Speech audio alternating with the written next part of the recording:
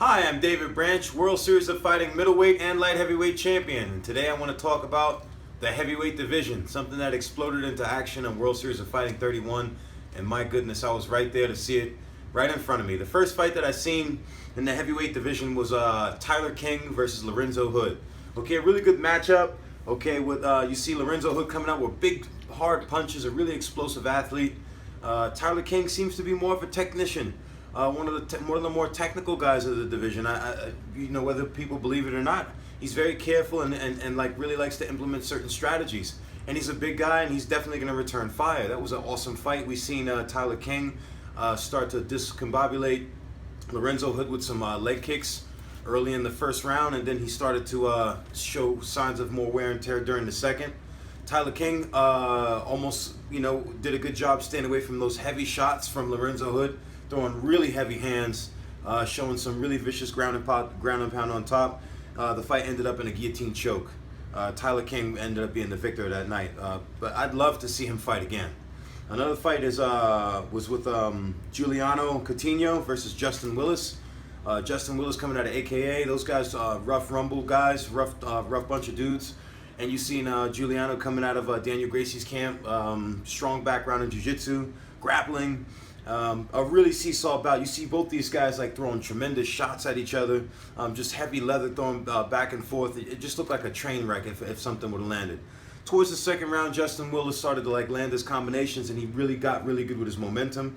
He rode the momentum through a right hand, a left hook, and then landed a big overhand right on the temple. Giuliano Coutinho went down, unanswered shots. The fight was over in this, right then and there. Excellent fight. I'd definitely like to see Justin Willis fight again in the division. I definitely see him doing things in the heavyweight division in MMA, period. That guy looked like an animal. Not to count out Giuliano, he's a very, very tough, seasoned guy. But Willis had it that night. Another fight that we seen was Josh Copeland versus Blagoy Blagoy, our champion Ivanov Blagoy. Man, this was so much action, guys. It was more action than you see in a heavyweight boxing match.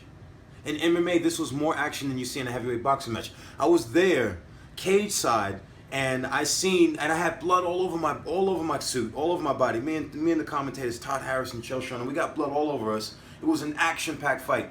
5 rounds. All Josh Copeland had to do was just maybe not so much look to see what he was doing, but just keep throwing those punches. He had to keep throwing. Josh Copeland is a super tough guy. He's got my respect. He's definitely up there with the top echelon in the division in the world. He needs to believe in himself and understand that fight right there should show him that he can bang with anybody in the world, any heavyweight in the world, because Ivanov Blagoy is a very, very tough and seasoned guy. Ivanov, we've seen him come out very blitzy style, very common with the European fighters.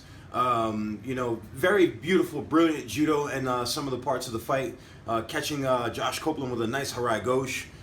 Very nice combinations using Ashiwaza techniques and ending it with hand punch combinations. It was a very good fight, very entertaining, and like I said, action-packed. These guys didn't stop boxing to see heavyweights move that much for 5 rounds and not get gassed. I mean, I think this is just an awesome thing that, the WSOF has these kind of athletes in their roster. I'd love to see something in the heavyweight division. I wanted to mention 2 more guys that I'd like to see that would be an awesome mix-up for a heavyweight tournament, possibly.